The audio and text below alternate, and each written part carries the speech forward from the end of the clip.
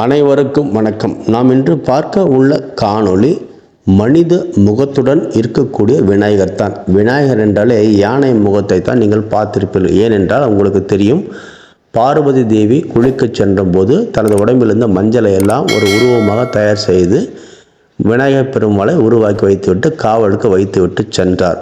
அதை சிவபெருமான் வரும்போது யாரையும் உள்ளே அனுமதிக்க வேண்டாம் என்று பார்வதியின் கட்டளை இணங்க வந்திருக்கும் சிவபெருமான் அடையாளம் தெரியாமல் இவர் தடுத்து விட்டார். அந்த கோபத்தில் தான் விநாயகரின் தலையை சிவபெருமான் வெட்டினார். அதன் பின்பு தேவி வந்து ஆத்திரப்பட்டு தனக்கு மீண்டும் குழந்தை கொடுங்கள் என்று கேட்டதற்கு பின்பு தான் மீண்டும் கிழக்கு நோக்கி இருக்கக்கூடிய ஒரு தலையை எடுத்து வாருங்கள் என்று சொன்னார்கள். அப்போது யானையைத்தான் அங்கு இறந்து கிடந்தது.